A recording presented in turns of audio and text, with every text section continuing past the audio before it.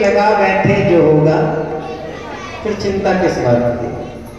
अपनी डोरी जब राम जी को छोड़ दी तो फिर और किसी बात की चिंता नहीं होनी चाहिए। श्री राम जय राम, श्री राम जय राम। कबीरंग साहब कहते हैं कि पूरा सास भर भय जमाया, और इतना चीज तो बुरा है ही, इनसे भी बुरा एक और है। क्या? कविगंग कहे अकबर सुनो ये, सबसे बुरो मांग लो, सबसे बुरो मांग लो। मांगना सबसे बुरा है, मांगना आसान बात नहीं है, बहुत बुरा है मांगना। आप सोचो कि मांगना बहुत आसान है, बहुत मुश्किल काम है, सबसे बुरा है ये। कोई बुरा काम है तो कहते हैं सबसे बुरा है मांगना। रहीम जी ने कहा, रहीमन वो नर मर चुके जो कहूं मांगन जाए। जो कहीं मांगने के लिए जाता है ना, समझो व्यक्ति मर चुका है। क्या? मर चुका है। रहीमन वो नर मर चुके जो कहूं मांगन जाए। लेकिन बाद में लिखा कि उनसे पहले वो मरे जिन मुख निक सतनाए। प्यारे, वो व्यक्ति तो मरा हुआ है जो मांगने के लिए आया, समझो मरा हुआ ही है, वो तो मरा हुआ है ही। लेकिन उस मरे हुए व्यक्ति को देख करके भी जो व्यक्ति मना करता है, रहीम जी कहते हैं कि उनसे पहले वो मरे जिन मुख निक सतनाए। मांगना बहुत बुरा है। भगवान शिव जी कहते हैं, मां ससुराल में अधिक दिनों तक रुकना उचित नहीं है, इसलिए आप चलने की अनुमति दीजिए। आज रोक नहीं पाई।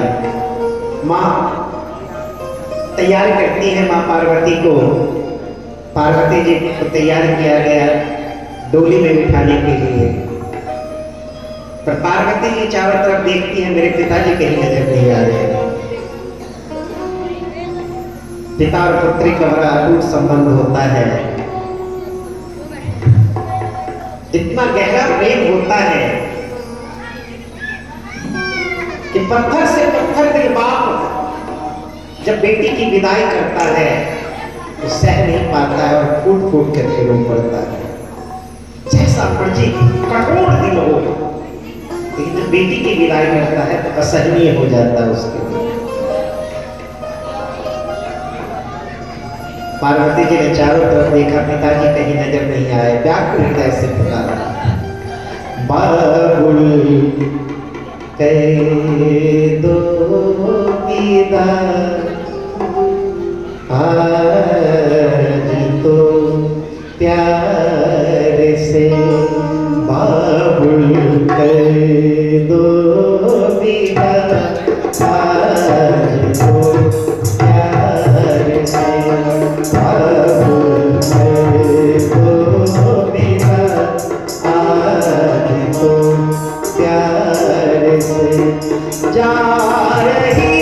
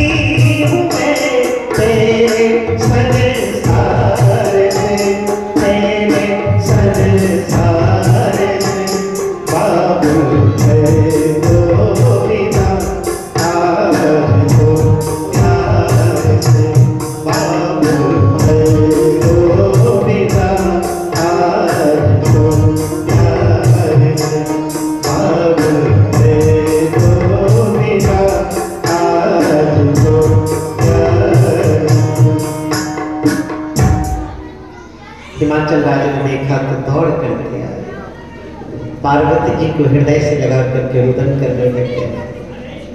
बहुत समझाया पार्वती जी ने।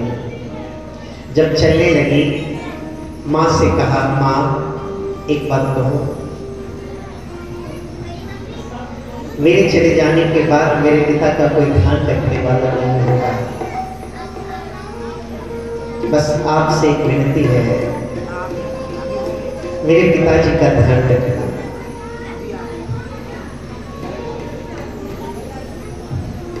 पार्वती जी डोली में बैठी, 4 कहार लेकर के डोली को उठाए लेकर के चले जा रहे हैं। जब ही शंभु कैलाश ही आए, सुर सब निज निज लोक सिधाए। जब भगवान के शिव कैलाश पर्वत पे आए, तमाम देवी देवता लोगों से ब्रह्मा जी ने कह दिया कि अब आप लोग अपने अपने धाम को जाइए। जब तक आप यहाँ विराजमान रहेंगे हमारा कार्य तब तक अधूरा रहेगा, इसलिए अब आप लोगों को यहाँ से चलना चाहिए। तमाम देवी देवता लोग अपने अपने धाम को जाते हैं। श्री राम जय राम, जय जय राम, श्री राम जय राम, जय जय राम। सब अपने अपने धाम को जाते हैं।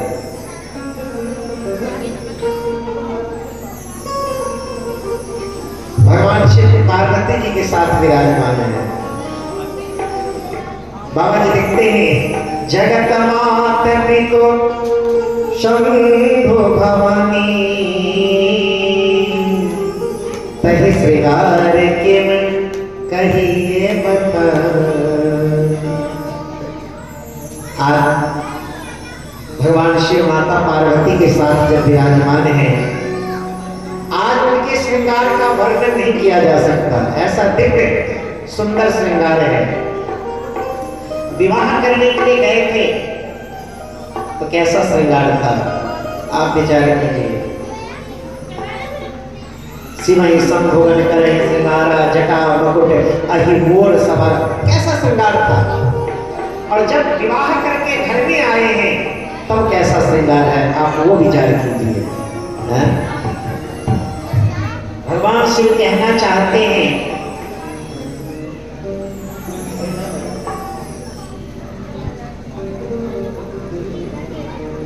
भगवान शिव कहना चाहते हैं कि समाज के सामने जब भी आओ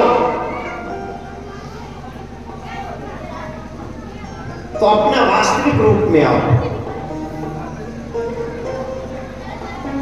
पर घर में जब जाओ तो गृहस्थ धर्म के मर्यादाओं के साथ रहना चाहिए।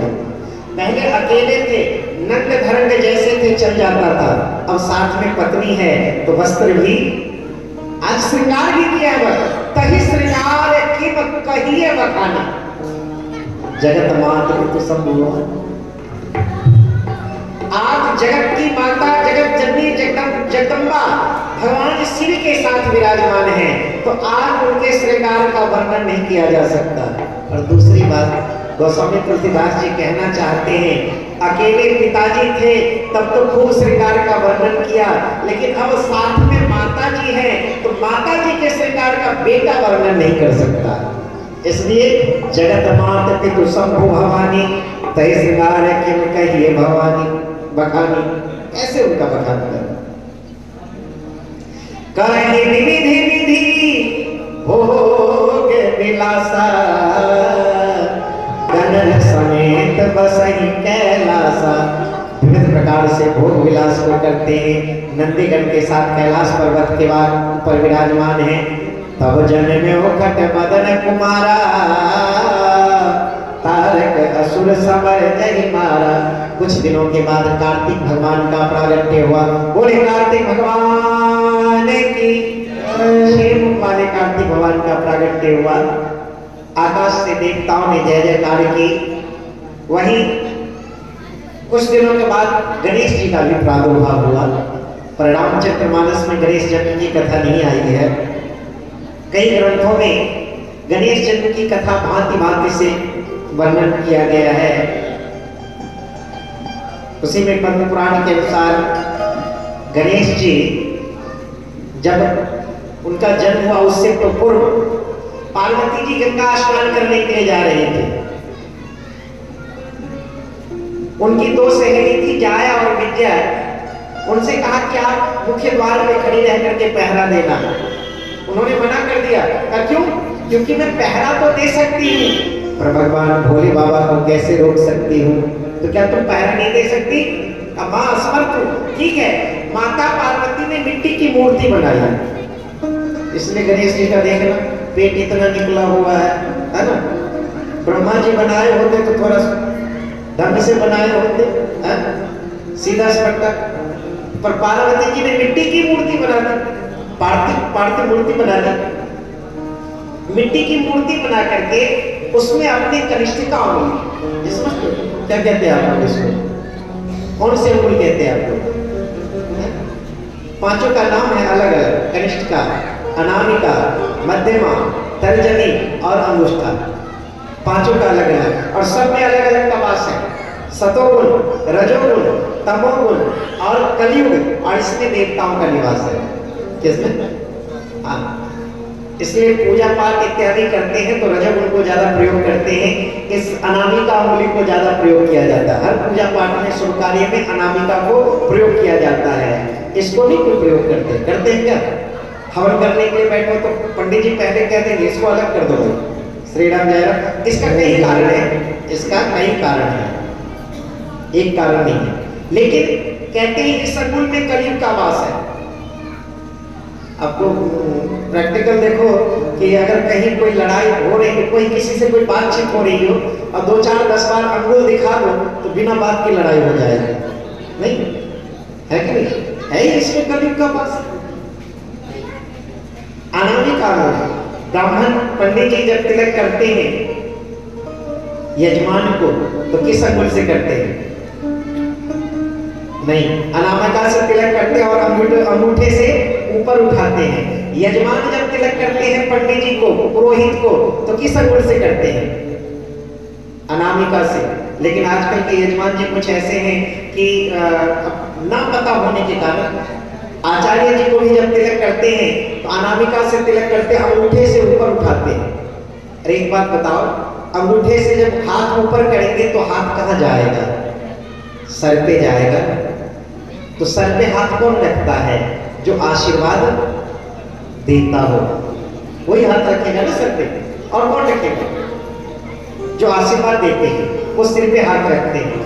अब मान लो यजमान ने अगर ब्राह्मण के सिर पे हाथ रख दिया तो फिर आशीर्वाद कहाँ से मिलेगा? अरे वो तो पहले बड़ा बन गया, सिर पे हाथ रखने लग गया, तो उसको कहाँ से हाथ रख के आशीर्वाद मिलेगा? इसलिए यजमान सिर्फ अनामिका अंगुल से तिलक करते हैं और ब्राह्मण आचार्य वो अनामिका से तिलक करते हैं, अंगूठे से ऊपर उठाते हैं और मंत्रोक्त आशीर्वाद देते। तिलक तो आशीर्वाद का फल है। तिलक जब देते हैं, तिलक करते हैं तो आशीर्वाद देते हैं मंत्रों के जरिए, मंगल कामना के साथ में उन्हें विजय तिलक का आशीर्वाद देते हैं, यशस्वी का आशीर्वाद देते हैं, कीर्तिमान का आशीर्वाद देते हैं, उन्हें तिलक लगाते हुए आशीर्वाद प्रदान करते हैं। यही नियम। माता पार्वती जी ने कनिष्ठिका अंगुली को चीर करके उसमें प्राण डाला, बालक के रूप में प्रकट हो गया। मां मेरे लिए क्या आदेश है? पार्वती जी बड़ी प्रसन्न हुई, एक लठिया लेके हाथ में दे दिया और मुख्य द्वार पे जाके खड़े हो जाओ, किसी को अंदर मत आने देना। कमा चिंता न करो, आपकी आज्ञा के बिना एक चींटी को भी अंदर नहीं आने दूंगा। बिल्कुल मुख्य द्वार पे जाके पहरा देना। पार्वती जी चली गई गंगा स्नान करने के लिए। इतने में वीरभद्र आया। आज श्रृंगी ने सारी भंग पी ली है, आज मैं जाता हूँ माता पार्वती से खूब भंग मांग करके पीऊंगा, खूब भंग मांग करके पीऊंगा। गणेश जी ने लठिया लेके रास्ता रोक दिया। ओ भंगेड़ी, कहाँ चला? अरे मैं तो माता पार्वती से भंग लेने के लिए जा रहा हूँ। माता पार्वती ने तेरे भंग का ठेका ले रखी है क्या? चल चल, वो रहा तेरा रास्ता। अरे मेरा रास्ता रोकने वाला इस धरा पे कोई नहीं था, कैलाश पर्वत पे कोई नहीं था, ये कहां से आ गया? बालक मैं तुमसे तो भागने निकलूंगा, अभी तो मुझे भाग लेना है। नशेली व्यक्ति जो होता है उसको समय से नशा न मिले तो व्याकुल हो जाता है। आदि होता है ना उसका, तो समय से न मिले तो व्याकुल हो जाता है। चला, गणेश जी ने कहा मान लो मेरी बात, लौट जाओ, जैसे आए हो वैसे पीछे लौट जाओ, अगर नहीं नहीं मानता तो क्या करोगे? डंडा देखो। गणेश जी ने और वीरभद्र ने सोचा छोटा बच्चा है, अगर एक आध डंडा लगा भी देगा तो मेरा क्या बिगड़ जाएगा, मैं भी इस बहस करने से अच्छा है पहले भाग पी के आता हूँ, बाद में बात करूंगा। वीरभद्र ने जीव टांगे आगे बढ़ाई, गणेश जी ने एक लठ का प्रहार किया और वीरभद्र की टांगे टूट गई। वीरभद्र की टांगे अब तो नशा धरी की धरी रह गई, अब तो भंग की बात भूल गया कि अब भंग पीना था, ये बात भूल गया और रोते रोते रोते बिलखते भोले बाबा के पास पहुंचा। भोले बाबा की दुआई हो, क्या हुआ? बोले बाबा वो रहा लठिया वाला। अरे हमारे कैलाश पे खड्ग वाला था, कप्पर वाला था, त्रिशूल वाला था, डमरू वाला था, ये लठिया वाला कहाँ से आ गया? कहा महाराज हमने भी पहली बार देखा है, आज से पहले कभी नहीं देखा था, आपको मेरे पक्ष में बोलना पड़ेगा। हाँ तुम्हारे पक्ष में बोलूंगा, चलो तो सही। गए। बालक तुमने मेरे सेवक को क्यों मारा? अच्छा तो तुम्हारा ही सेवक है, तभी तो कोई इतना उलट क्यों है? हा? क्या किया इसने? ये अंदर जा रहा था इसलिए मैंने मारा। अरे ये तो मेरे आज्ञा से अंदर आ जा रहा था। गणेश जी ने कहा चल चल बड़ा आया आज्ञा देने वाला, हम ऐसे सपेरे की आज्ञा को नहीं मानते। अरे मैं तुम्हें सपेरा दिखता हूँ? हाँ और नहीं तो क्या, मदारी के जैसे हाथ में गले में सर्प लगा रखे हो, हाथ में डमरू ले रखा, त्रिशूल ले रखा, तुम ठहरे मदारी, ये ठहरा तेरा जबूड़ा। भगवान श्री मणि मन मुस्कुरा रहे, अच्छा बालक है, तेरा बातें तो देखो कितनी बड़ी बड़ी कर रहा है, पर बच्चे के जल्दी क्रोध नहीं किया जाता है, इसलिए भगवान शिव ने कहा कोई बात नहीं, बालक तू यहाँ क्यों खड़ा, पहले ये बताओ। मैं तो माता पार्वती की आज्ञा से खड़ा हूँ। क्या वो तुम्हारी माता है? हाँ हाँ वो मेरी जन्मदाता है। भगवान भोलेनाथ ने सोचा मेरा तो एक बेटा था कार्तिकेय, दूसरा भी आ गया, हमें अब पता लग रहा है। श्री राम जय राम। अच्छा फिर सोचा पार्वती की लीला है भाई, वो जानती होगी। अच्छा बालक सच में वो तुम्हारी माता है? हाँ वो हमारी जन्मदाता है। बालक है अगर वो तेरी माता है तो मैं तेरा पिता हूँ। गणेश जी ने कहा मान लेता हूँ, प्रणाम करता हूँ।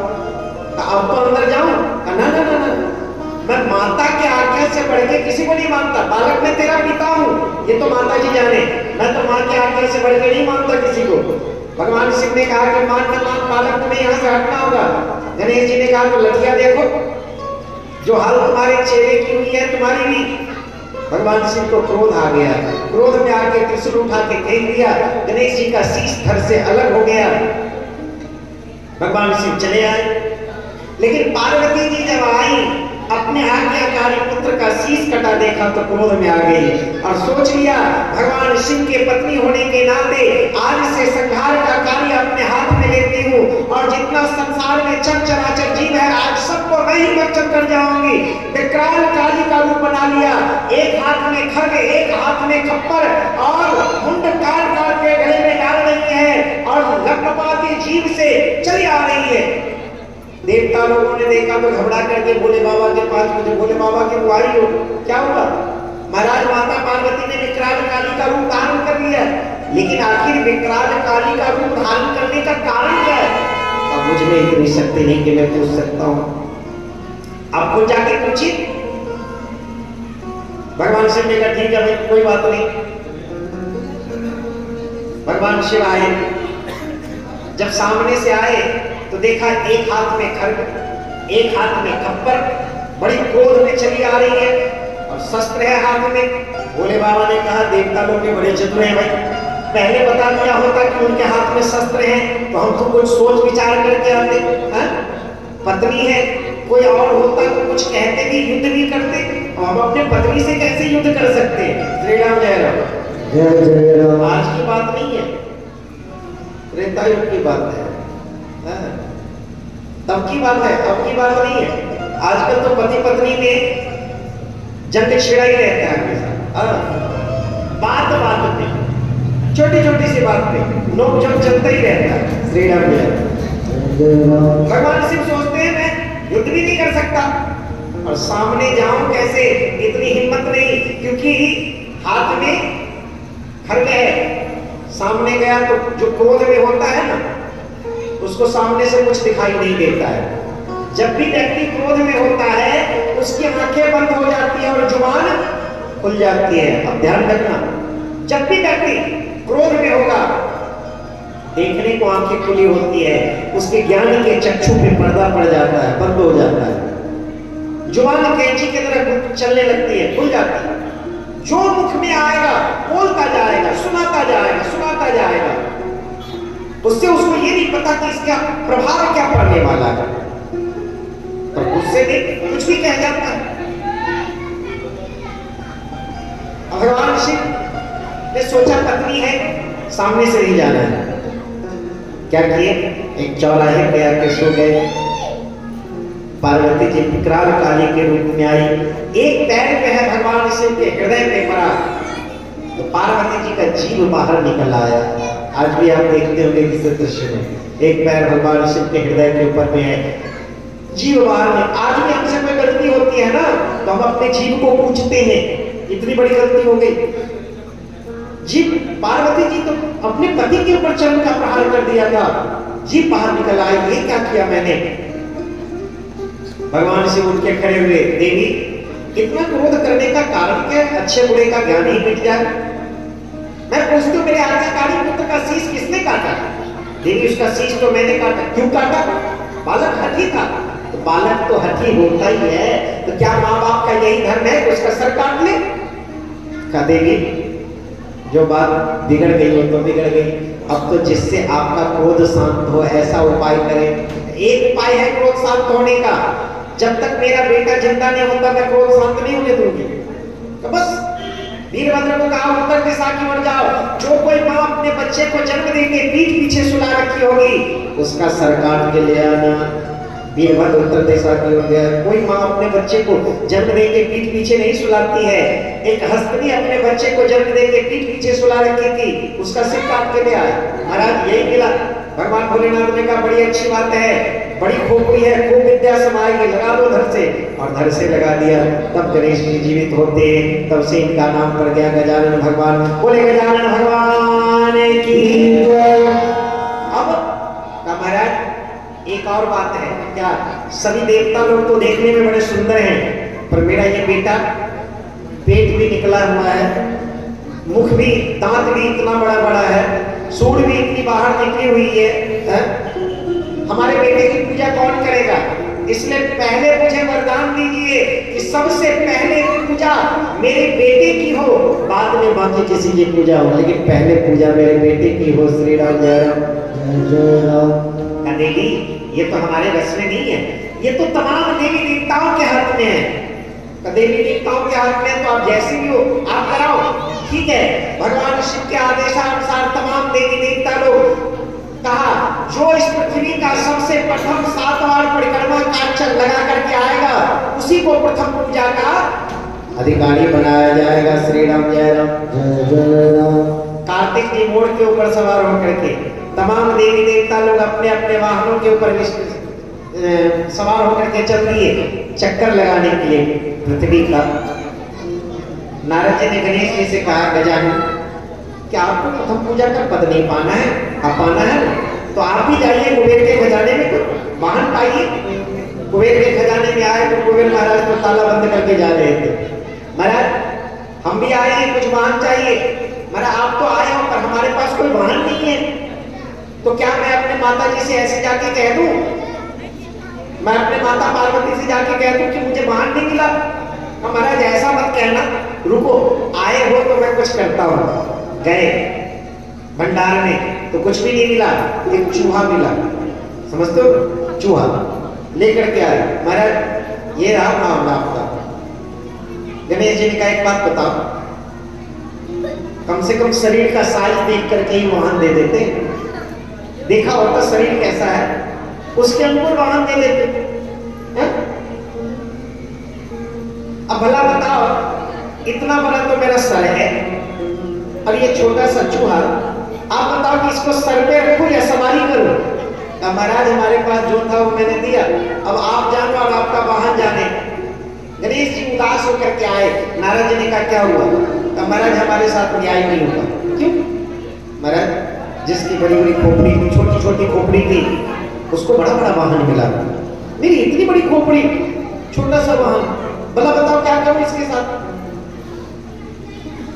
अच्छे नारद जी कहते एक बात बताओ, इतनी बड़ी खोपड़ी सिर्फ देखने को है या इसमें कुछ है भी, कुछ बुद्धि में है भी?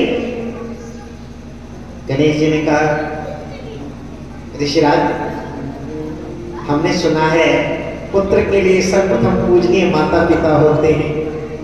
अब बिल्कुल ठीक सुना। तो वैसे भी मेरे माता पिता पृथ्वी में सब सर्वश्रेष्ठ माने जाते हैं और मेरे लिए प्रथम पूजनीय भी है। परिक्रमा तो लगानी है ना, क्यों ना मैं अपने माता पिता की ही परिक्रमा लगाऊं? नारद जी ने कहा वाह क्या खूब विद्या समाई है, लगाओ फिर विलंब किस बात की।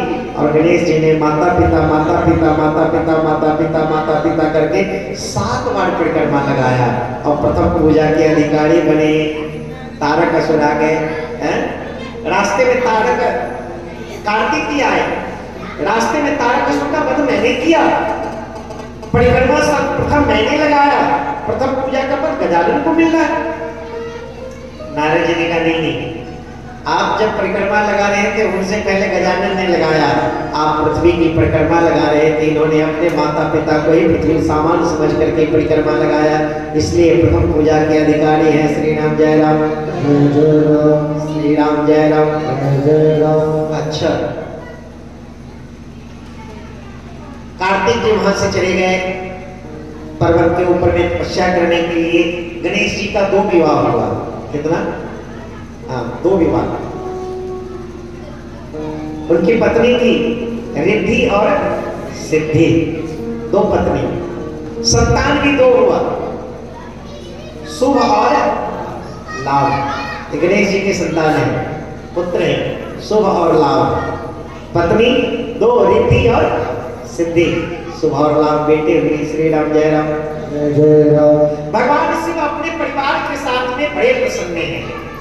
अच्छा देखो भगवान शिव कितने प्रसन्न हैं। कहते परिस्थिति कैसी भी हो परिवार में पर प्रसन्न रहना चाहिए। अगर परिवार में प्रसन्नता है, सब में हर्ष है, तो कोई भी कितना भी दुख हो, कैसी भी मुसीबत हो, उसको हम आराम से झेल सकते हैं। अगर प्रसन्नता है, आपस में मिलाप है, तो हम उसे आराम से झेल सकते हैं। और अगर परिवार में शांति न हो, थोड़ी सी परिस्थिति बिगड़े या सुख में भी व्यक्ति खुश नहीं रह पाता है। लेकिन परिवार में अगर सम्मति है तो परिस्थिति जैसी मर्जी हो, जीवन आराम से कट जाता है। भगवान शिव के साथ भी कैसी परिस्थिति है जरा विचार कीजिए। भगवान शिव का वाहन है बैल, नंदी। पार्वती जी का वाहन है शेर। अब शेर अगर बैल को देखे तो क्या करेगा? एक दूसरे से मिल नहीं सकते, अपने वाहनों के कारण मिल नहीं सकते। कार्तिक जी का वाहन है मोर, गणेश जी का वाहन है चूहा, दोनों में बैल। श्री राम जय राम, जय राम। भगवान शिव के गले में क्या है? सांप, सर्प है। और गणेश जी का वाहन है चूहा। वाहनों के लेकर के अगर साथ में आए मिलने के लिए तो एक दूसरे पे टूट पड़ते हैं। बहुत जल्दी मिलन भी नहीं हो पाता, मिल भी नहीं पाते, पर फिर भी ऐसी परिस्थितियों में भी भगवान शिव बड़े प्रसन्न हैं। और ये मेरे बाबा जी कह रहे हैं, पार्वती भर अवसर जानी, पार्वती भर अवसर जानी, गई सबको परी मातो भवानी, गई सबको परी मातो भवानी। देखा और भगवान शिव से मिलने के लिए चली आ रही है, पर सामने से आ रही है। कहां से? सामने से आ रही है। मन में शंका है भीत है कि पूर्व समय की बात है जब मैं भगवान शिव से मिलने के लिए गई थी। जल्दी है, घर ही तो जाना है, संडे है, छुट्टी है, हाँ, आज छुट्टी राम जी के साथ मना लें, कल फिर और बाकी छुट्टी तो अपने साथ होता ही है। आज भी छुट्टी राम जी के साथ। श्री राम जय राम, श्री राम जय राम। मैं समझता हूँ आप लोग भी दूर से आए हैं और आपको मैंने पहले भी बताया कि जितने अगर हरि समाज में लोग हैं ये सब दूर से ही नहीं, बहुत बहुत दूर से आए हैं। कोई तो 20-20 किलोमीटर से आए हैं। तो मैं तो धन्यवाद करता हूँ इन लोगों का, बहुत बहुत धन्यवाद। अभी भी लोग आ ही रहे, बहुत अच्छा लगा। हम जब आए यहाँ दिलीप अग्रहरि जी ने मॉडल ग्राम में कथा होती है लमसम 12-13 साल से लगातार बिन नागा कथा हो रही है मॉडल ग्राम में। वहीं पे दिलीप जी का काम है। दिलीप जी मिलते थे, हर बार कहते थे महाराज जी हमारा भी हमारे समाज का एक धर्मशाला बन रहा है, आपकी कथा वहां करवाएंगे। बहुत सालों से कह रहे थे। अब की बार जब कथा करके आए महाराज जी एक दिन हमारे साथ चलिए, लिंटन पर गया है, अभी काम थोड़ा बाकी है पर आप हमारे साथ चलिए। हमने कहा कोई बात नहीं, चल पड़ेंगे। एक दिन की बात कि वहां से कथा करके चले भी आए, फिर फोन आया महाराज जी आप आइए। अच्छा मैंने कहा ठीक है आप आओ, हम चलते हैं। वो आए, उनके साथ आए, जगह देखा। मैंने दिलीप जी से तो नहीं कहा, लेकिन मैंने अपने मन में कहा कि भैया मुझे तो जंगल में बिठा दो। हाँ कोई बात नहीं, यहाँ तो बहुत आबादी है, यहाँ तो घनी आबादी है। मैं तो कहता मुझे जंगल में बिठा दो और वहां कहता महाराज जी यहाँ कथा करनी है, मैं वहां भी शुरू कर दूंगा। कारण कोई आए ना है, वहां हनुमान जी तो राम कथा में होते ही होते, हनुमान जी तो होते होते। कोई सुने ना सुने, हनुमान जी तो सुनेंगे ना। मुझे एक बात याद आ गई।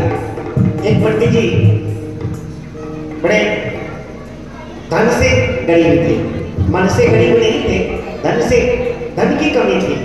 तो पंडितानी जी की लालच होती थी कि जब पंडित जी कहीं पूजा करवाने के लिए जाएंगे तो पंडित जी कुछ न कुछ लेकर के, पंडितानी जी को इस बात की लालच होती थी।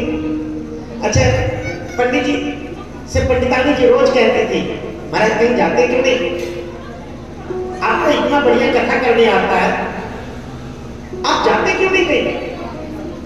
पंडित जी बेचारे सोचे कहाँ जाऊं, कोई कराई तो उनके यहाँ कथा करके आऊं, जो करवाने वाला कोई नहीं तो कहाँ करके आऊं। बेचारे चिंतित कहाँ जाऊं। अच्छा पंडितानी जी एक दिन पीछे ही पड़ गई, बेचारा तंग आकर के अपना पोथी पत्रा उठाया और चल दिया। कुछ दूर आगे गए तो वहां एक मंदिर था, पर उस मंदिर में कोई भी नहीं था। बैठ गए मंदिर में, कहा प्रभु हम तो आप ही को सुनाएंगे, घर से परेशान हो गया हो, आप ही को कथा सुनानी है। बैठ गए, इधर हनुमान जी की मूर्ति थी, इधर भोले बाबा की मूर्ति थी और बीच में भगवान पंडित जी ने अपना आसन लगा दिया और कथा करना शुरू कर दिया। श्री राम जय राम, जय राम। पंडित जी घर जाए, पंडितानी जी पूछे वहां संगत तो आती है ना। हाँ हाँ हाँ बहुत संगत आती है, संगत की कमी नहीं बहुत है। पंडित जी बेचारे कह दे अगर पंडितानी जी को तो कथा अधूरी रह जाएगी, कहे ना। अच्छा जब 9वां दिन आ गया कथा विश्राम करने का, पंडितानी जी ने सोचा महाराज आज तो कथा की पूर्णाहुति है, आज तो कुछ दान दक्षिणा मिलेगा। देवी मिल जाएगा कोई बात नहीं। एक दिन पहले की बात है, कल तो एक दिन पहले कहा कि कल पूर्णाहुति है, कुछ दान दक्षिणा मिलेगा ना। अब कथा सुना रहे करवाने वाले जिनको जो देना होगा दे देंगे, हम कहेंगे थोड़ी नहीं नहीं कोई बात नहीं आप जाओ। पंडित जी ने कथा सुनाया, सोच के चल पड़े। भगवान जी से कहा प्रभु हमने तो कथा सुना दिया, यहाँ तो कोई आता जाता नहीं है। पंडितानी जी उधर धन के लालच में बैठी है कि पंडित जी तो कथा सुना रहे हैं तो कुछ न कुछ तो आएगा ही। अब हम क्या करें, आपकी मर्जी। बड़े सरल स्वभाव की, भोले भाले पंडित जी चले गए।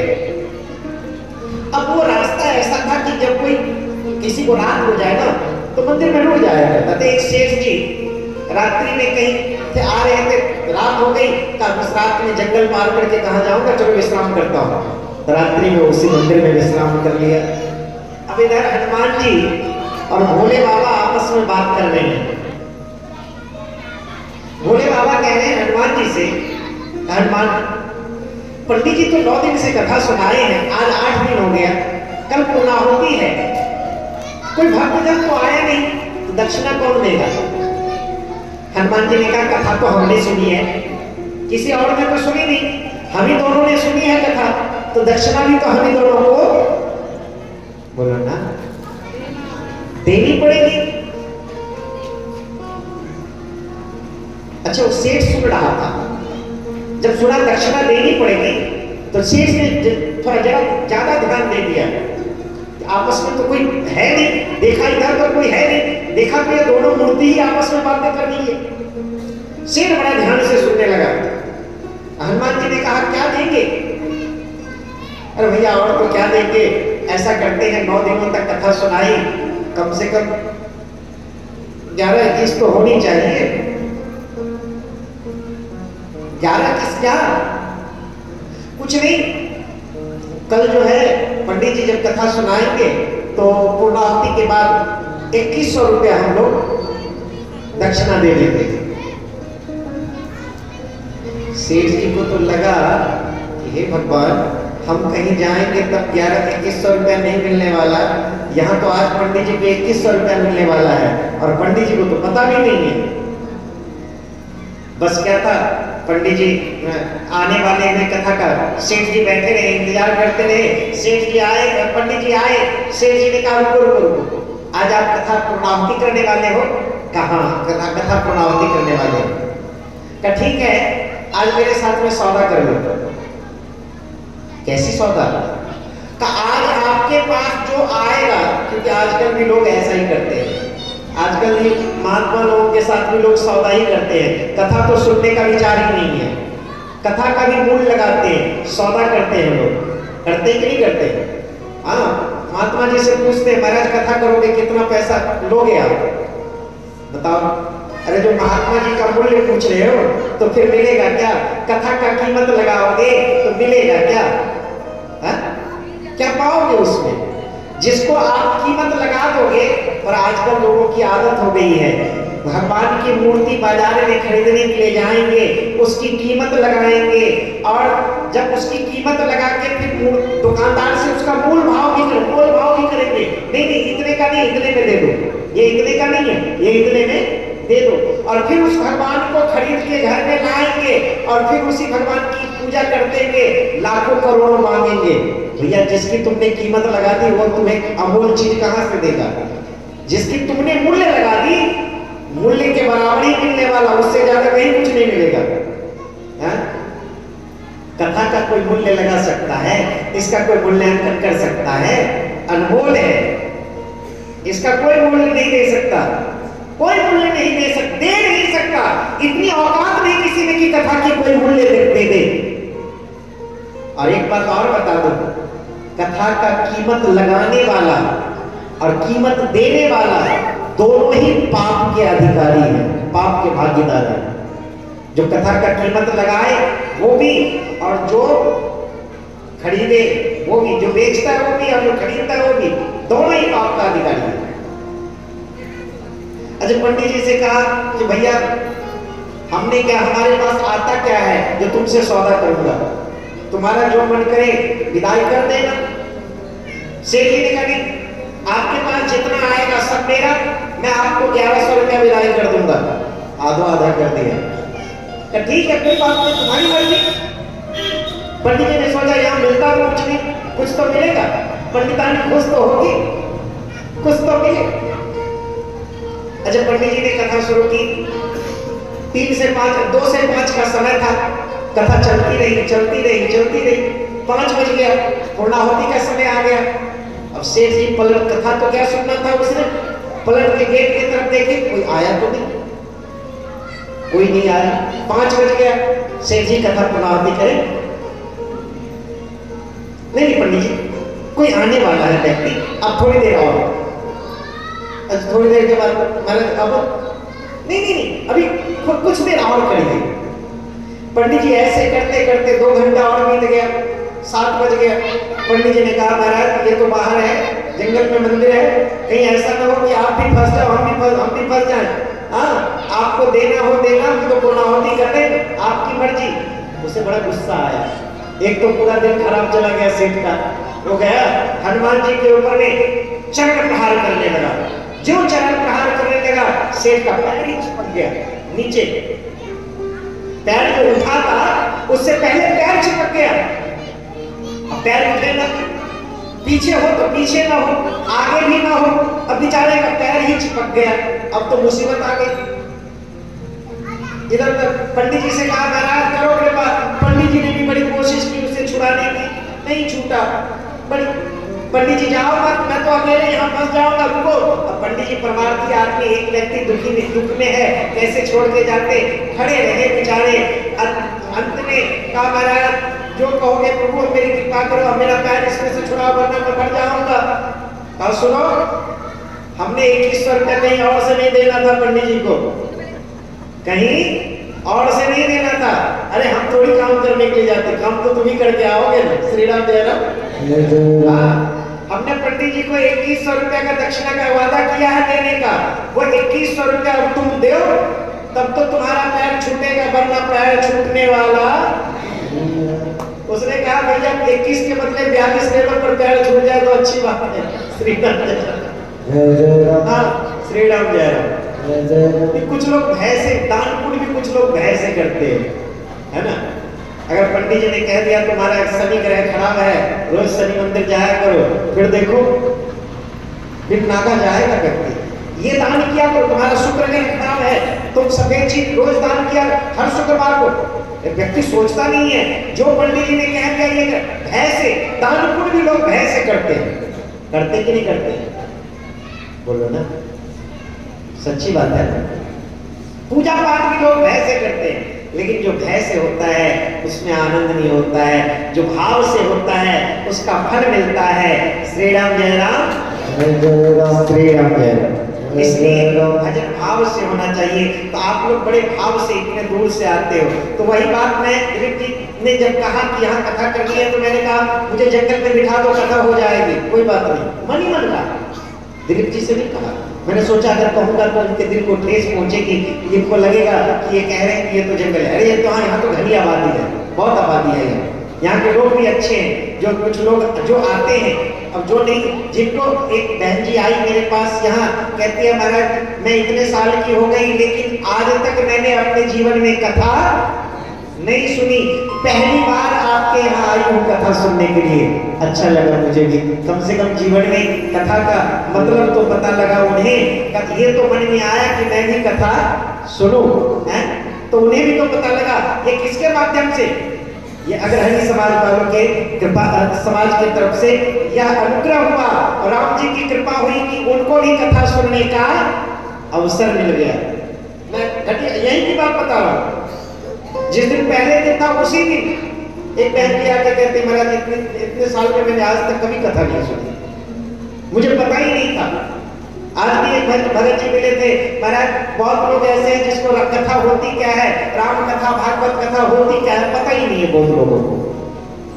आज के समय में भी कुछ लोग ऐसे हैं, और जिन्होंने अब तक कथा नहीं सुनी उनके लिए तो कथा क्या है कोई पता नहीं, लेकिन जब उन्होंने कथा सुनी उनको पता लगा कथा होती क्या है। श्री राम जय राम, श्री राम जय राम। तो स्थान देखा, हमने कहा बहुत उत्तम है। तो कहा महाराज 14 तारीख को पूर्णाहुति हो, इसके अनुकूल डेट रखिए। डेट निकल गया, चलो भाई 2 तारीख से कथा, 5 तारीख का समय रखा, 5 तारीख से कथा प्रारंभ हो गई। और राम जी की कृपा आज तीसरा दिन है और आप लोग भी बड़े भाव से आए हैं। अच्छा लगता है जब इतने इतने दूर से आप लोग भाव से आते हैं, तो मन को बड़ी प्रसन्नता होती है। ये राम जी की कृपा हुई है कि राम खुद आए हैं आपके इस धर्मशाला में। अभी नव निर्माण है, अभी भी बहुत काम बाकी है, और आप लोगों से कहूँगा कि बढ़ चढ़ करके और दान करिए ताकि ये धर्मशाला आपका और बड़ा हो और आपके समाज का खूब नाम रोशन हो, है ना। खूब बढ़ चढ़ करके इसमें दान करिए जितना हो सके। देखो प्यारे, अगर आपने अपनी ओर से एक ईंट भी इसमें लगाया है ना, आप बेटे को देख करके जितना मर्जी धन चले जाओगे, बस कुछ ही दिनों तक आपको याद करेंगे, उसके बाद आपको याद भी नहीं करेगा। सच्ची बात बता रहा हूँ, झूठ नहीं कह रहा हूँ। कुछ दिन तक याद करेंगे, उसके बाद कोई नहीं याद करता। लेकिन इसमें जो आपने एक ईंट भी लगाया है ना, वो ईंट आपको जब तक ये धर्मशाला, ये मंदिर खड़ा रहेगा, तब तक सदा सर्वदा के लिए आपका नाम अमर रहेगा। अमुक व्यक्ति आपका बच्चा याद करे न करे, लेकिन ये धर्मशाला जरूर याद करवाएगा लोगों को, यह मंदिर जरूर याद करवाएगा। तो यहाँ बहुत काम है। आप लोग, मैं ये नहीं कहता हूँ कि बच्चों के लिए नहीं, सब मंदिर में नहीं, अपने समर्थ के अनुकूल दान करना चाहिए, जितनी अपनी समर्था हो उसके अनुकूल दान करना चाहिए। तो आप बढ़ चढ़ करके इसमें दान करिए, ताकि ये आप अभी देख रहे हो प्लस्तर बाकी है, अभी प्लस्तर तो हो गया, लेकिन अब रंग रोगन बाकी है, मूर्ति स्थापना भी होनी है शायद यहाँ पे। शायद मैं इस बार क्योंकि पूरा पता नहीं, अभी तो मिलेगी हम लोग थोड़े दिनों में, तीन दिन हुआ मिले को। श्री राम जय राम। शायद मैंने सुना है मूर्ति भी लगनी है और धर्मशाला का भी निर्माण, ऊपर भी काम चलना है, बहुत काम बाकी है। आप लोग बढ़ चढ़ करके उसमें देखो, थोड़े थोड़े से बहुत सारा होता है। आप लोगों ने थोड़ा थोड़ा करके इतना बनवाया है, इतना बड़ा छत बनवाया है, देखो बैठने में कितना आनंद आ रहा है। यही छत नहीं होता, टेंट होता तो कैसा लगता है इस ठंडी में, और यहाँ आराम से बैठे तो है, कोई हवा तो नहीं आ रही, कोई सर्दी तो नहीं महसूस हो रही है। तो ये राम जी की कृपा है। ऐसे ही थोड़ा बहुत ये जो आपका दान आया है, ये समझो आपका दान सार्थक हुआ है। ये दान आपका सार्थक है, व्यर्थ नहीं है, ये सार्थक है। ऐसे ही आप कुछ और सहयोग करेंगे तो बहुत बढ़िया बन जाएगा। मैं तो कहूँगा बढ़ चढ़ करके सहयोग करें। श्री राम जय राम, श्री राम जय राम, जय राम।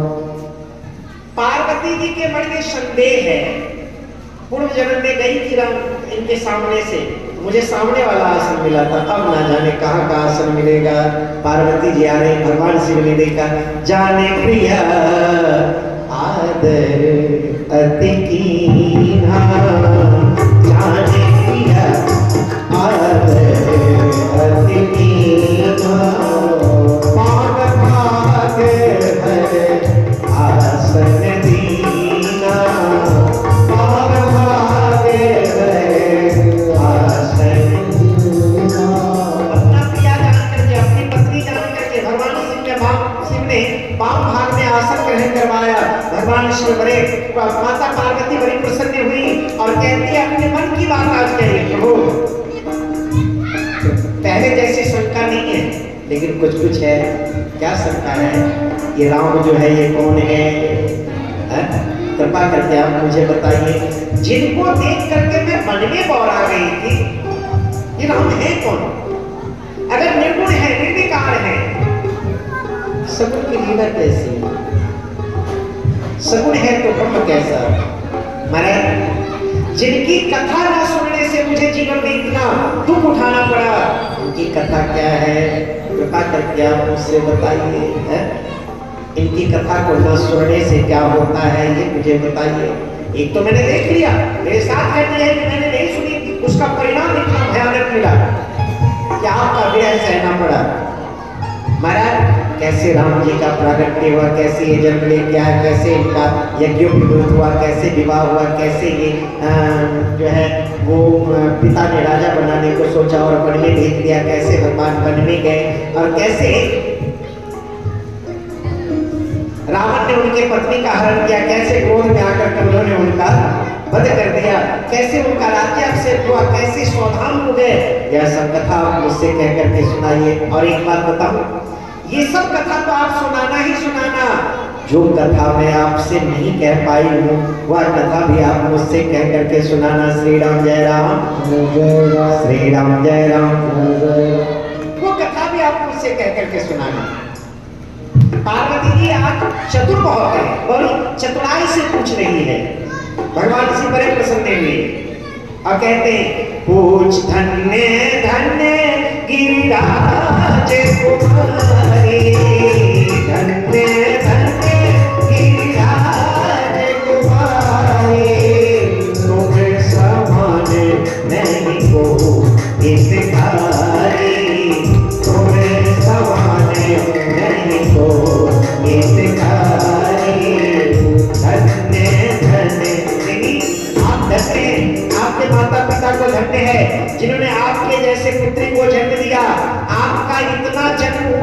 लेकिन इतनी हितकर बातें आज तक किसी ने नहीं कही जैसे कि आपने कही है। क्या कही? पूछ लो रघुपति कथा प्रसंगा, पूछ लो रघुपति कथा प्रसंगा, सकल लोक जग पावनी गंगा, सकल लोक जग पावनी गंगा। लेकिन आपने जो कथा पूछी है, आपको मैं बता दूं, मेरे सिर से जो गंगा निकली वो सिर्फ भारतवासियों को पवित्र कर पाई है, क्योंकि गंगा सिर्फ भारत में बहती है। गंगा बोलो ना, कहीं और भी बहती है? किसी देश में है? नहीं है। गंगा सिर्फ भारत में बहती है, गोमुख से निकली है और गंगा सागर में जाकर के विलीन हुई है। गंगा सिर्फ भारत में बहती है। भगवान जी कहते मेरे सिर से जो गंगा निकली सिर्फ भारत वासियों को पवित्र कर पाई है, लेकिन मेरे मुंह से जो गंगा निकलने के लिए जा रही है, सकल लोक जग पावनी गंगा, सभी लोग को पवित्र करने वाले, पावन करने वाली ये गंगा है। आपको कथा सुनाओ उससे पहले आप कुछ जल लेकर के आइए, पुष्प लेकर के आइए। पार्वती जी पुष्प लेने के लिए गई, पुष्प ले रही थी पार्वती। इतने में देव ऋषि नारद जी आ गए बगीचे में। गुरुदेव प्रणाम। देवी खुश रहो, अखंड सुहागवती हो। अच्छा बताओ, गृहस्थ जीवन आपका कैसा चल रहा है? गुरुदेव आपकी कृपा से बहुत बढ़िया, बड़ी आनंदित हूँ। अच्छा भगवान शिव बढ़िया प्रेम तो करते हैं, खूब प्रेम करते हैं ना? हाँ प्रभु। गुरुदेव क्या बताऊं, मैं तो थोड़ा कम भी करती होंगी, लेकिन मेरे भोले बाबा तो मुझसे बहुत ज्यादा ही स्नेह करते हैं, बहुत ज्यादा। कहा? नारद जी ने कहा ठीक है। पार्वती जी को थोड़ा डाउट हुआ, शंका हो गई, ठीक है क्या मतलब? गुरुदेव करते हैं? तो मैंने भी कहा ठीक है, कोई बात नहीं। पार्वती जी ने कहा गुरुदेव कारण बताइए, आपने ऐसे उदास होकर क्यों कहा? नहीं आप कहते हो बहुत प्रेम करते, तो मैं भी मान जाता हूँ, पर मुझे नहीं लगता कि वो आपसे प्रेम करते हैं। क्यों? क्योंकि देवी अगर वो आपसे प्रेम करते तो उनके गले में जो 108 मुंड के माल पड़े हैं, कभी उन्होंने बताया आपसे? सो तो नहीं बताया। जब उन्होंने बताया ही नहीं तो आपसे प्रेम कैसा करते हैं? नहीं करते। पार्वती, नारद जी ने इतना कहा नहीं, पार्वती जी ने रोना शुरू कर दिया। नारद जी ने देखा मेरा काम बन गया, चलो यहाँ से। और नारद जी वहां से गए नहीं कि भगवान भोलेनाथ ने देखा इतना विलंब हो गया, आई क्यों नहीं? तब भगवान भोलेनाथ आए, देखा तो पार्वती रो रही है। पार्वती जी का हाथ पकड़ा, पार्वती जी ने हाथ झटक दिया। भगवान भोलेनाथ कहते लगता है आज आपको आपके गुरु जी से मुलाकात हो गई है। पार्वती जी बोल पड़ी, जब देखो तो आप मेरे गुरु की निंदा करते रहते हो, अगर मेरे गुरु जी से मुलाकात हो गई तो क्या हुआ? उन्होंने क्या गलत कहा? देवी आखिर कहा क्या ये तो बताओ। कहा ये कि आप मुझसे प्रेम नहीं करते।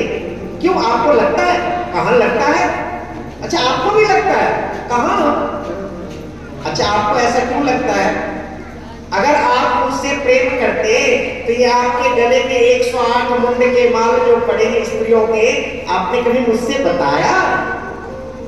भोले बाबा ने कहा आपने कभी पूछा? पार्वती जी का सो तो नहीं पूछा, तो अब पूछ रही हूं ना, अब पूछ लिया तो अब बता देता हूं। ये कोई और नहीं, ये सब आपके सिर हैं। मेरी इतनी, मैं तो अकेली, देवी सब आपके।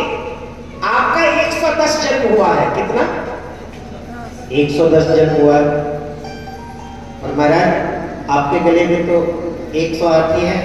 पर देवी क्या बताऊं, आप मुझे इतना प्रिय हो, इतना प्रिय हो, इतना प्रिय हो, जब भी आप अपने शरीर का परित्याग करती हो, मैं आपका सर काट के अपने गले में डाल देता हूं। पर महाराज आपके गले में तो 108 ही है ना, 2 कहां चले गए? 2 प्यारे नहीं थे क्या? नहीं, वो भी जो सबसे पहला है। मैंने आपको मना किया कि अपने पिता के घर में न जाओ, पर गई और वहां जाके मेरा अपमान देख करके आपने अपने शरीर को अग्निकुंड में भस्म कर दिया। मैं उस समय आपका सर नहीं काट सका। और 10वां वो भी बताना पड़ेगा क्या? वो आप मेरे सामने खड़ी हो। अच्छा सब मेरे से है कहा। प्रभु एक बात बताओ, क्या मैं ही मरती हूँ? आप कभी नहीं मरते, है ना? मैं कभी नहीं मरता। क्यों आप क्यों नहीं मरते? मैं अजन्मा हूँ, जन्म मरण से रहित हूँ। अच्छा, ऐसा क्यों? का देवी मैं अमर कथा जानता हूँ। क्या जानता हूँ? अमर कथा जानता हूँ। श्री राम जय राम, जय जय राम, श्री राम जय राम, जय जय राम। या तो प्रभु मुझे भी अमर कथा सुना दीजिए, मैं भी कथा सुन करके अमर हो जाऊं। वही अमर कथा सुनाने के लिए भगवान शिव अमरनाथ में गए और वहीं पे भगवान शिव ने माता पार्वती जी से अमर कथा सुनाया। भगवान शिव कहते हैं सबसे पहले राम कथा सुनाने से पहले सबसे पहले बाल रूप भगवान राम जी के चरणों में प्रणाम किया। वंदे ओ बाल रूप सोए रामो, वंदे ओ बाल रूप सोए रामो, सबसे सुलभ जब जिस नामो, सबसे सुलभ जब जिस नामो। सबसे पहले बाल भगवान के चरणों में प्रणाम करते हैं। आप लोग भी करिए, संत लोग भी बाल भगवान के चरणों में प्रणाम करते हैं। क्यों? जो बालक होता है जल्दी मान जाता है। एक छोटा बालक हो उसको टॉफी दिखाओगे दौड़ता हुआ चला आएगा, बड़ा हो जाए तो उसको एक रसगुल्ला भी दिखाओगे तो नहीं आता है। श्री राम जय राम। लेकिन जो छोटा होता है टॉफी पे चला आता है। इसलिए संत लोग भी बाल भगवान राम जी के चरणों में वंदन करते हैं। आप वंदे ओ बाल रूप सोए रामो, वंदे ओ बाल रूप सोए रामो, सबसे सुलभ जब जिस नामो, सबसे सुलभ जब जिस नामो। मंगल भवन मंगल हारी, मंगल भवन मंगल हारी, प्रभु सुदर्शन देव बिहारी, प्रभु सुदर्शन देव बिहारी।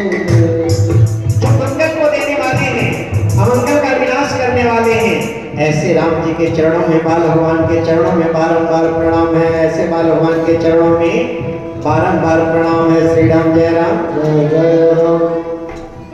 भगवान शिव कहते हैं देवी राम जन्म के एक से अनेक कारण है, सभी कारण नहीं, एक दो कारण बता। तो आपने पूछा राम की कथा क्या है? तो राम कथा शशि किरण समाना, संत चकोर कड़ही जही पाना। राम की कथा जो है वह चंद्रमा के किरणों के भांति हैं, जिसे संत रूपी चकोर पान किया करते हैं। राम कथा कली विटप उठारी। राम की कथा जो है वो कली काल कलयुग में पाप को जड़ से काटने के लिए कुठार के समान काम करता है। कैसा? कुठार के समान काम करता है। श्री राम जय राम, जय जय राम। आपने पूछा राम की कथा को न सुनने से, तो मैं बताता हूँ जिन हरि कथा सुनी नहीं काना, श्रवण रंग हरि भवन समाना। जिन्होंने अपने कान से भगवान की कथा नहीं सुनी वो कान काननी है। क्या है? श्रवण रंग अहि भवन समाना। अहि कहते सर्प को, मानो सर्प के रहने वाला बिल के समान है। नैन संत दर्श नहीं देखा, लोचन मोर पंख सम देखा। जिन नैनों से संतों का दर्शन न हो, नैन नहीं हो तो मोर के पंख के पीछे जो नकली आंख लगी होती है ठीक उसी आंख के भांति है। और श्री राम जय राम, जय जय राम। ते सिर कट कुंवर समतुला, जे नमत हरि गुरु पद मूला। वो सिर नहीं है जो गुरु के चरणों में, संत के चरणों में, ब्राह्मणों के चरणों में जो जन झुके, वह सिर नहीं है। क्या है? वो कद्दू के फल के भांति है। और जिन हरि भगत हृदय नहीं आनी, जीवन सौ समान प्रेमानी। जिन हृदय में हरि की भक्ति ना हो, हृदय नहीं है, जीते जो 100 के समान है। जो हृदय राम की भक्ति को सुनकर के हर्षित नहीं होता है वह पाषाणी के भांति है। ऐसा कहते भगवान भोलेनाथ। देखिए राम जन्म करे एक अनेका, परम विचित्र एक तरीका। राम जन्म के एक से अनेक कारण और सबसे विचित्र से विचित्र लीलाएं हैं। जन्म एक तो एक है बखानी, सावधान सुन सुमति भवानी।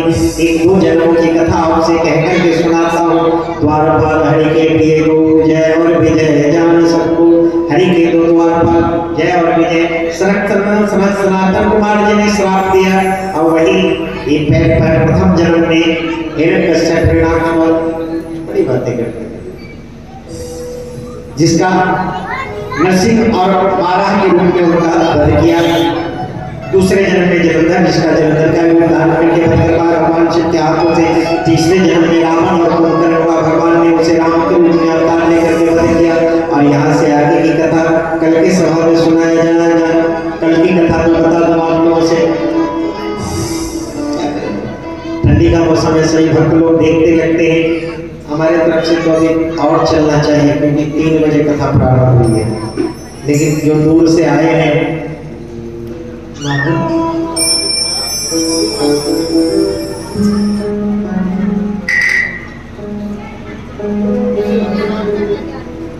श्री राम जय राम, श्री राम जय राम,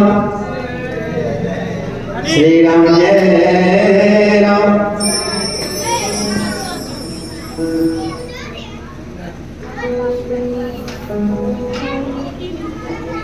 कल एक भजन सुनाऊंगा, पहले एक भजन सुनाऊंगा, उसके बाद भगवान की आरती होगी। हमारे कुछ भक्तजन प्रेम विहार से आए हैं, प्रेम विहार टिप्पा रोड गोपाल नगर चौक के पास है। वहाँ भी हम कथा करके आए थे। हमारे विकास तिवारी जी, रमन तिवारी जी, अरुण जी और एक और तिवारी जी है, मिश्रा जी है। हाँ, ये मिश्रा जी सब प्रेम विहार से आए हैं। बहुत बहुत धन्यवाद है। पिछली बार भी वैसे तो प्रेम विहार में कई बार कथा हुई है, लेकिन पिछली बार के आयोजन करता हमारे विकास तिवारी जी, अरुण जी, पंडित जी हैं। पंडित जी का बड़ा स्नेह और प्यार मिलता है, बहुत स्नेह मिलता है। तो इन सबके सहयोग से प्रेम विहार में कथा हुई थी पिछली बार, और अब की बार फिर उनका कहना है महाराज जी फिर कथा होनी चाहिए। समय मिला तो जरूर, राम जी ने चाहा समय के अनुकूल जरूर होगा, कोई बात नहीं। और वैसे तो राम जी की बड़ी कृपा है, जहाँ भी कथा की है इस उद्यानों में, जहाँ एक बार कथा की वहाँ एक बार नहीं कई बार कथा हो गई। हाँ, बड़ा प्यार और स्नेह मिलता है भक्तों की तरफ से। और अभी भक्त जी, एक भगत जी आए थे फूलनावाले से, फिर वहाँ कथा होने वाली है कुछ दिनों में। हाँ, परमात्मा जी ने चाहा तो समय के अनुकूल फूलनावाल में भी कथा होने वाली है। और कई जगह पे जैसे हम बताए, दिलीप जी जहाँ रहते हैं वहाँ आज 12-13 साल से बिरनागा कथा चल रही है। तो राम जी की कृपा है, आपके यहाँ पहली बार आए, आपके यहाँ ही नहीं इस क्षेत्र में ताजपुर रोड पे पहली बार आए। भजन सुनेंगे क्या? जाने नहीं देना, आना तो जाना नहीं, जाना तो आना नहीं। हमारा ये नियम है, आना तो जाना नहीं और जाना तो आना नहीं। श्री राम जय राम। कुछ भक्त लोग इससे भी परेशान हो जाते हैं, महाराज जी आपके पास जब जाते हैं ना, आप बिठा लेते हो तो उठने नहीं देते हो। मैं थोड़ी कहता हूँ बैठे रहने के लिए, राम जी कहते हैं, मैं मेरी बात मत किया करो। हाँ, आप लोग ये मत कहा करो कि महाराज जी बिठा लेते हैं, नहीं बिठाते। राम जी कहते हैं बैठे रहो, वो कह पाते हैं तो मैं कह देता हूँ। हाँ, श्री राम जय राम, श्री राम जय राम। तो पहले तो मैं आपको कल की कथा बताऊं, बहुत ही सुंदर आनंददायक दिव्य लीला, राम जन्म की लीला। क्या? राम जन्म की लीला। कहते हैं राम जन्म जहि दिन गावहि, तीरथ सकल तहां चली आवहि। जिस दिन भी राम जन्म की लीला गाई जाती है उस दिन तमाम तीर्थ आकर के यहाँ निवास करती है। श्री राम जय राम। एक तीर्थ नहीं, सभी तिथियां, सभी तीर्थ आकर के जहाँ राम जन्म की कथा होती है उस दिन सभी तिथियां, सभी तीर्थ आकर के वहां निवास करते हैं। और वहां अगर आपने कथा श्रवण कर ली राम जी की, तो समझो सभी तीर्थों में जाने का फल मिल जाता है। ऐसा कहते हैं, राम जन्म जहि दिन गावहि, तीरथ सकल तहां चली आवहि। जो इसके गोता लगाता है उनको तमाम तीर्थों में स्नान करने का फल मिलता है। तो कल अगर संभव हो तो एक झूला, झूला समझते हैं? क्योंकि आप लोगों से मैं कितना कहूँगा, यहाँ के जो रहने वाले हैं उनसे कहूँगा, क्योंकि हमारे अग्रणी समाज के लोग बहुत दूर दूर से आते हैं। व्यवस्था तो कहेंगे ये लोग भी करेंगे, लेकिन जो पास में रहते हैं, जिनका आसपास मोहल्ले में घर है, उनका भी फर्ज बनता है कि अपना योगदान दे इस कथा में, पूरा योगदान दे। कुछ लोग देते भी हैं। तो अगर किसी के घर झूला हो पालना, समझते हो ना, बच्चे जिसमें झूलाते हैं वो झूला पहले दे देंगे ताकि सजाया जाए उसको, और गुब्बारे से, अगर हरी समाज से मैं कहूँगा गुब्बारे से खूब बढ़िया से सजाया जाए। अपने अपने घरों से आप खिलौना ले आना, टॉफियाँ ले आना। क्या ले आना? मेरे लिए मत लाना, मैंने भी कहा, मेरे भी बुलाओगे। ये मत सोचना टॉफी लेके जाऊंगा महाराज जी खाएंगे, महाराज जी नहीं खाएंगे। हाँ, वो टॉफियाँ आप लोगों में खूब लुटाया जाएगा। टॉफियाँ ले आना, खूब खिलौने ले आना, खूब। अरे हमारे घर में जब बेटे का जन्म होता है तो कितनी खुशी होती है। आजकल तो राम भद्र का प्रागट्य उत्सव होने वाला है, तो खूब धूमधाम से उत्सव मनाया जाएगा और खूब लुटाया भी जाएगा। हमारे बेटे कल, जैसे हमारे बेटे का, बच्चों का जन्म दिवस होता है, खूब लुटाते हैं, वैसे भगवान जी के चरणों में लुटाने के लिए रुपया, पैसा, कपड़ा, गहना जो लुटाना चाहो लुटा सकते हैं। और कल भगवान जी का जन्मोत्सव बहुत ही सुंदर है। राम जी आपको पालने में झूलते नजर आएंगे। राम झूले,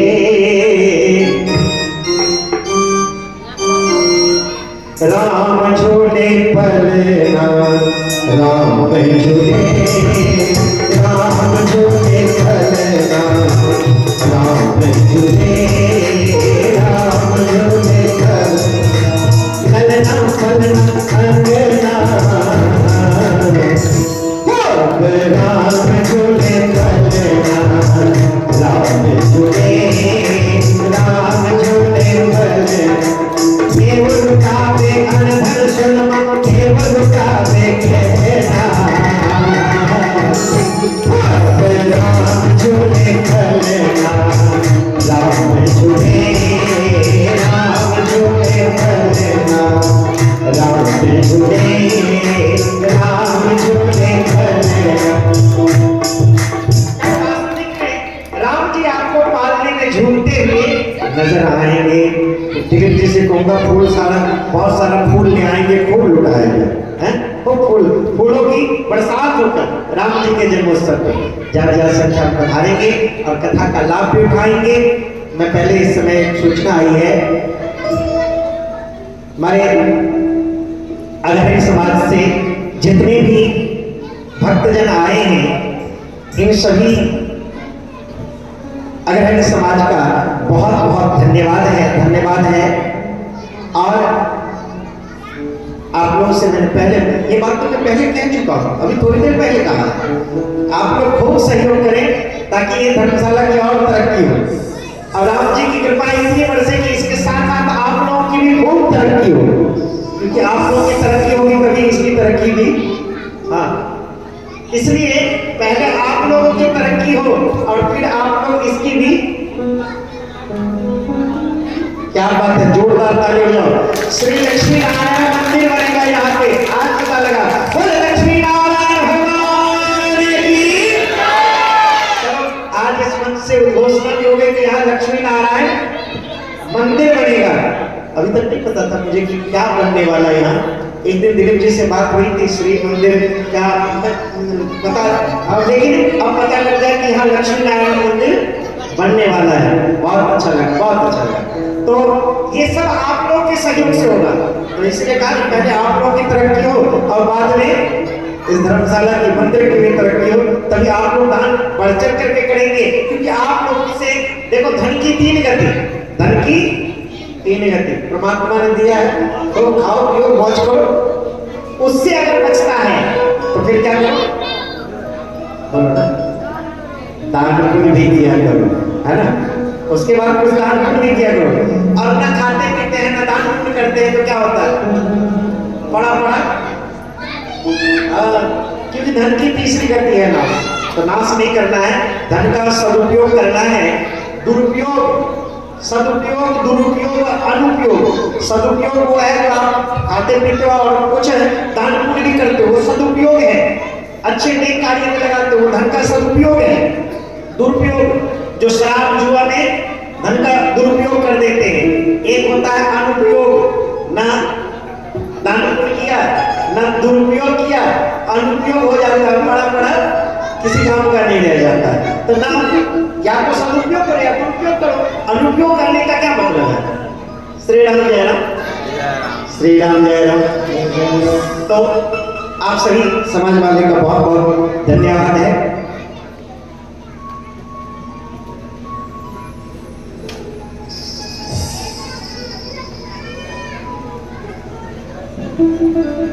भैया हमने कहा है वैसे तो हमारे दीपेश जी प्रधान जी है इस संस्था का, एक बार जोरदार ताली बजा दीजिए।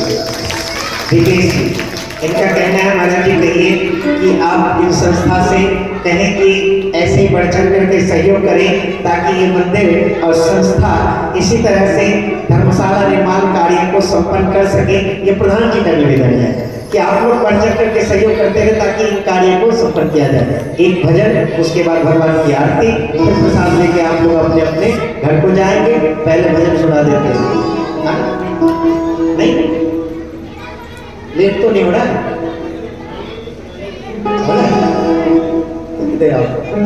श्री राम जय राम, श्री राम जय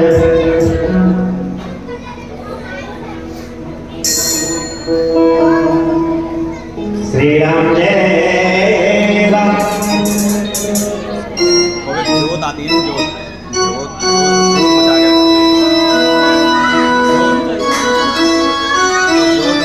बच्चे भी आते हैं, कोई आ गया माथा टेकने लग गया ना, तो स्वामी जी का सेटअप खराब हो जाता है।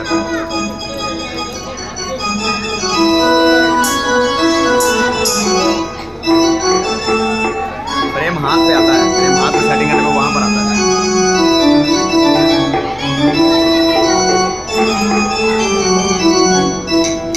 ले गई रे हमारो चित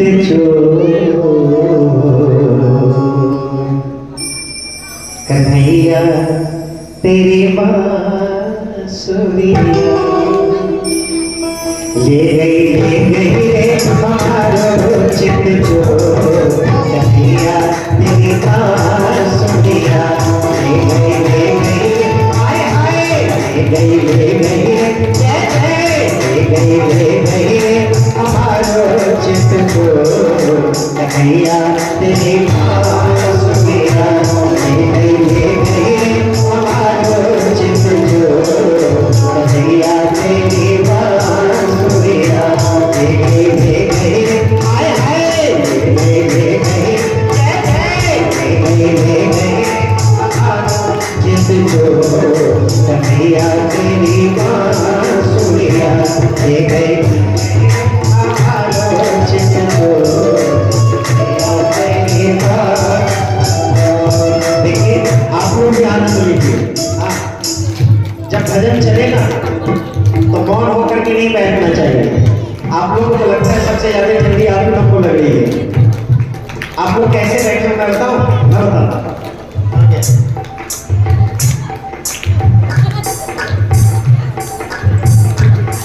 महाराज जी, आप जरा ताली, जब ठंडी लगी आप ताली बजवाइए।